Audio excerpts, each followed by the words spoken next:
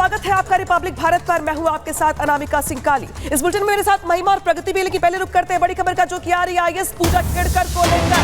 विवादित आईएएस पूजा खेड़कर को लेकर एक नया खुलासा हुआ है, जहां पर पूजा खेड़कर के एक और सर्टिफिकेट में झोल दिखाई दिया है। दरअसल यहां पर दिव्यांग प्रमाण पत्र लेने में फर्जीवाड़ा करने का आरोप लगाया गया है, क्योंकि जिस तरीके से दिव्यांग प्रमाण पत्र बनाया गया, उस प्रमाण पत्र में पते को लेकर के यहां पर जो घर का पता है उसकी बजाय फैक्ट्री का पता दिया गया है। तो जो पहले से ही खबर निकलकर सामने आ रही थी कि इनके तमाम डॉक्यूमेंट्स में फर्जीवाड़ा किया गया है, लिहाजा इनके दिव्यांग प्रमाण पत्र जिसको लगाया गया था उसमें भी अब फर्जीवाड़े की खबर निकल के सामने आ रही, जहां पते में हेरफेर किया गया है।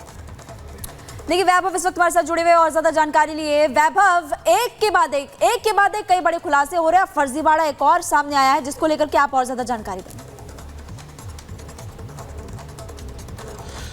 बिल्कुल महिमा, इस पूरे मामले में परत दर परत जो खुलासे हो रहे हैं वो खुलासे पूरी तरह से चौंकाने वाले हैं, क्योंकि पूजा खेड़कर एक तरफ जहां पर विकलांगता और सिर्फ ओबीसी सर्टिफिकेट को लेकर कहीं ना कहीं से जो संलग्न उन्होंने किए थे उस पर बड़े सवाल थे, लेकिन अब जैसे स्थितियां और साफ हो रही हैं तो तमाम खुलासों के बीच अब इस बात को लेकर भी स्थितियां स्पष्ट हो रही हैं कि इन्होंने कई बार फर्जी नाम से यूपीएससी एग्जाम जो है वो दिया, उसमें वो एग्जाम हॉल में जो है वो बैठी हैं। साथ ही सीएटी को जो इन्होंने इंफॉर्मेशन दी है उसमें 2 सर्टिफिकेट जो उन्होंने सीएटी में संलग्न किए हैं उनमें भी दोनों में नामों में हेराफेरी की गई है। और सबसे अहम ये है, हमारे सोर्सेज ये बता रहे हैं, यूपीएससी एग्जाम अगर आप ओबीसी कैंडिडेट हैं तो 35 साल की उम्र में सिर्फ 9 बार दे सकते हैं, लेकिन पूजा खेड़कर ने इस एग्जाम को 11 बार दिया है। यानी कि कुल मिलाकर जो जांच कमेटी है वो हर एक पहलू पर जांच कर रही है। पूजा खेड़कर इस वक्त वाशिम के इसी गेस्ट हाउस में मौजूद हैं। हालांकि इनकी ट्रेनिंग को रद्द जरूर कर दिया गया है और इन्हें वापस लिबासना बुलाया गया है।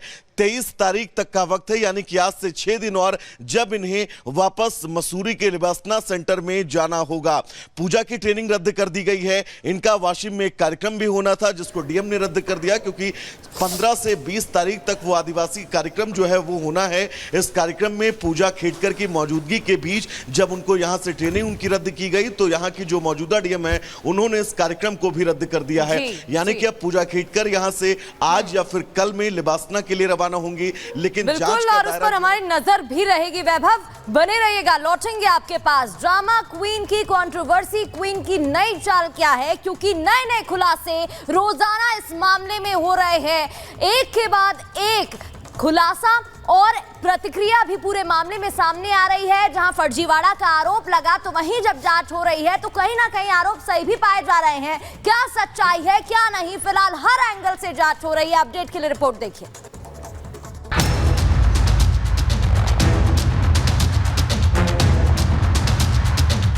विवादों का बेचारा ट्रेनिंग से छुट्टी, ट्रेनिंग रद्द, नौकरी भी जाएगी। एक्शन शुरू, ड्रामा ऑन। लौट के पूजा मसूरी आई। महाराष्ट्र की पूजा खेड़कर के लिए आईएएस अफसर बनना आखिर क्या था? पावर, पोजीशन या फिर परिवार की हेकड़ी?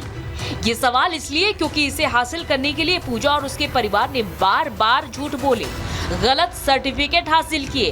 फिलहाल उन पर आरोप यही है और अब जिस तरह एक्शन हुआ है वो पूजा को कारनामा क्वीन का नया फेस बना रहा है। ट्रेनी आईएएस ऑफिसर पूजा खेड़कर, जो अभी तक अपने पद की गरिमा को तार तार कर हेकड़ी दिखा रही थी, लाल नीली बत्ती वाली गाड़ी की मांग, फर्जी सर्टिफिकेट के साथ साथ अपनी ऊट पटांग मांगों को लेकर विवादों में घिरी रही, मीडिया के सवालों से बचती रही। आखिरकार अब खेड़कर के खिलाफ बड़ा एक्शन लेते हुए महाराष्ट्र सरकार ने ट्रेनिंग से वापस बुलाया, यानी कि पूजा खेड़कर की ट्रेनिंग को रद्द करने का तत्काल आदेश जारी किया गया है। मुझे लगता है ऐसे सेंसिटिव विषय में, कुछ अधिकारी के विषय में कोई भी बात होती है तो सरकार एक समिति गठित करती है, जिस समिति के सामने सारे विषय चर्चा को आते हैं। मुझे लगता है समिति गठित हुई है, उसमें जो तकरार के पार्टी वाले लोग वो भी बयान देंगे और जिनके खिलाफ आरोप हुए वो भी उसमें अपना साक्ष्य देगी। समिति जो निर्णय करेगी वो निर्णय सबको मान्य रहता है। जांच पूरी होने तक पूजा खेड़कर को एकेडमी में ही रहना होगा और इससे पहले पूजा की ट्रेनिंग को 1 हफ्ते के लिए रोका गया था। इस बीच पूजा खेड़कर का एक और फर्जीवाड़ा सामने आया है। खबर है कि उन्होंने नाम और उम्र में भी फर्जीवाड़ा किया है ताकि यूपीएससी के एग्जाम में उन्हें ज्यादा अटेम्प्ट मिल सके। 2020 के आवेदन में खेडकर पूजा दिलीप राव लिखा था। पूजा खेडकर ने अपनी उम्र भी 30 साल बताई थी। 2023 में पूजा मनोरमा दिलीप खेडकर लिखा और इस साल पूजा ने अपनी उम्र महज 31 साल बताई थी। मतलब 3 साल में उनकी उम्र महज 1 साल बढ़ी थी। तो कुल मिलाकर पूजा खेडकर की मुश्किलें अब बढ़ती हुई नजर आ रही हैं और नौकरी पर तलवार लटकी हुई है। इधर ड्रामा भी होने पूजा खेडकर ने डीएम के खिलाफ शिकायत दर्ज कराई है। पूजा खेडकर जो खुद विवादों से घिरी हुई हैं, उन्होंने डीएम पर उत्पीड़न का आरोप मढ़ दिया है, यानी उल्टा चोर कोतवाल को डांटे वाला हाल माना जा रहा है। सिर्फ पूजा खेडकर के कारनामे ही नहीं बल्कि इनके परिवार के भी एक एक कर कारनामे सामने आ रहे हैं। किसानों को धमकाने वाले वीडियो के बाद अब पूजा खेडकर की मां मनोरमा खेडकर का एक और वीडियो वायरल हो रहा है और इस वीडियो में वो मेट्रो अधिकारियों और पुलिस से बहस करती नजर आ रही है। वीडियो में मनोरमा खेडकर पुलिसकर्मियों से तू मैं करती दिख रही है। ये वीडियो 2022 का बताया जा रहा है। दरअसल खेडकर परिवार के पास पुणे के बानेर रोड पर ओम द्वीप नामक बंगला है। इस बंगले के पास मेट्रो निर्माण के दौरान मेट्रो कर्मचारियों ने उनके बंगले के पास फुटपाथ पर कुछ चीजें रखी थी। इस पर मनोरमा खेडकर मेट्रो कर्मचारियों से उलझ गई थी। पुलिस आने के बाद वो पुलिस कर्मियों से भी बहस करने लगी थी और इससे पहले किसान को पिस्तौल दिखाते हुए मनोरमा खेडकर का वीडियो सामने आया था, जिसकी शिकायत पुलिस में की गई थी और इसके बाद से मनोरमा खेडकर और उनका परिवार फरार है। पुलिस ने इनकी तलाश के लिए टीमें भी बनाई हैं, जो मुंबई, पुणे और अहमदनगर में इन्हें तलाश रही हैं। Bureau report, Republic Bharat. अब चलिए खबरों में आगे बढ़ते हैं। उत्तर प्रदेश की खबर आपको बताते हैं क्योंकि उत्तर प्रदेश में विधानसभा उपचुनाव को लेकर के महामंथन लगातार जारी है और उत्तर प्रदेश महामंथन इस वक्त बड़ी खबर आपको बता रहे, करीब 1 घंटे से सीएम आवास पर बैठक जारी है। मीटिंग इस वक्त चल रही है और महामंथन लगातार जारी। उत्तर प्रदेश के मुख्यमंत्री योगी आदित्यनाथ ने मंत्रियों संग मीटिंग बुलाई थी जिसमें सरकार संगठन में बेहतर तालमेल को लेकर चर्चा हो सकती है। इसके अलावा तैयारियां क्या है उपचुनाव को लेकर के, इस पर भी लगातार मंथन किया जा रहा है। करीब 1 घंटे से सीएम आवास पर बैठक है। एक और बड़ी खबर इसी बीच ये बड़ी खबर आ रही है दरअसल ये कि बैठक में नहीं बुलाए गए हैं डिप्टी सीएम। बैठक में नहीं बुलाया गया दोनों उप मुख्यमंत्रियों को। ब्रजेश पाठक और केशव मौर्य बैठक में शामिल नहीं हुए हैं। बड़ी खबर आ रही है जहां पे ब्रजेश पाठक, केशव मौर्य स्पेशल 30 में शामिल नहीं है। उपचुनाव के लिए मुख्यमंत्री ने 30 मंत्रियों की टीम बनाई है, लेकिन इस टीम में दोनों डिप्टी सीएम यहां पर शामिल नहीं है। सीधे रुक करते ग्राउंड जीरो का हमारे साथ जुड़ गए हमारे सहयोगी राघवेंद्र और अजय। शुरुआत अजय पहले आपसे।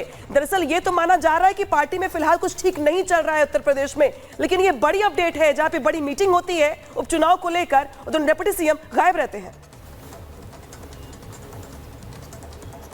बिल्कुल, देखिए दोनों जो डिप्टी सीएम हैं दोनों को यहाँ पर इस पूरी मीटिंग इसके भी 2 मुख्य कारण हैं, 2 इंपॉर्टेंट पार्ट जो अलग अलग हैं। पहली तो बात ये कि ये पॉलिटिकल संगठन की बैठक नहीं है, ये सरकार में मुख्यमंत्री ने अपने मंत्रियों की बैठक बुलाई है। मुख्यमंत्री ने खुद ने टीम गठित की है 10 विधानसभा में, अलग अलग हर विधानसभा वर्ग 3-3 मंत्रियों को जिम्मेदारी दी है। तो ये मुख्यमंत्री का विशेषाधिकार है कि वो किसे अपनी टीम में रखेंगे। इसमें ओम प्रकाश राजभर भी नहीं मौजूद हैं इसमें, तो ये जो 2 मकतूर चेहरे हैं वो मौजूद नहीं है। इसके अलावा अगर इंपॉर्टेंस भी देखें, अगर चुनावी तैयारियों के तौर पर देखें तो ऐसे मुख्यमंत्री जो बीजेपी के प्रदेश अध्यक्ष है भूपेंद्र चौधरी वो भी नहीं है और इसमें आरएलडी के भी मंत्री पहुंचे हैं, अनुप्रिया पटेल के पति भी पहुंचे हैं। तो एक बार जरा तस्वीरें दिखाते हैं और बात भी करते हैं। बता रही हैं कि बैठक लगातार जारी है, 1.5 घंटे के ऊपर का समय लगभग गुजर चुका है और दोनों जो उप मुख्यमंत्री हैं वो नदारत हैं। ये जो टीम गठित की गई थी 10 दिन पहले ये जानकारी दे दी गई थी, 10 दिन पहले ये टीम गठित की गई थी। देखिए अभी भी फिर कोई और भी जो है पहुंच रहे हैं, देर से पहुंचते हुए दिखाई दे रहे हैं। देखिए ये जो चेहरे हैं दिखाई दे रहे हैं आपको अंदर जाते हुए, गाड़ी अंदर जाती हुई दिखाई दे रही है। मुख्यमंत्री से समय लोग लिए रहते हैं पहले भी मुलाकात का, ये वो लोग हैं जो मुलाकात करने के लिए जा रहे हैं। इसके अलावा तमाम मंत्री अंदर मौजूद हैं और सबसे महत्वपूर्ण ये बैठक उस मोराल को, कार्यकर्ता के जो डिमोलाइज मोराल है, जो कार्यकर्ता डाउन है उसे अप करने की है। जो मुख्यमंत्री ने अपनी राज्य कार्यकारिणी के भाषण में भी कहा था कि कार्यकर्ता को बैकफुट पर रहने की जरूरत नहीं है। जो केशव मौर्य भी कह रहे हैं कि संगठन सरकार से बड़ा है, जो भूपेंद्र चौधरी भी कह रहे हैं कि उनके लिए कार्यकर्ता का सम्मान सबसे ऊपर है। तो जो फीडबैक सिस्टम लोकसभा चुनाव के परिणाम के बाद हर सीट पर अलग अलग बीजेपी ने करवाया, फीडबैक दिल्ली तक पहुंचाया गया। खुद सरकार में मुख्यमंत्री ने अलग अलग क्षेत्रों के मंत्रियों से, विधायकों से, सांसदों से मुलाकात की थी। फीडबैक वो एक अलग तरीके से चला, लेकिन ये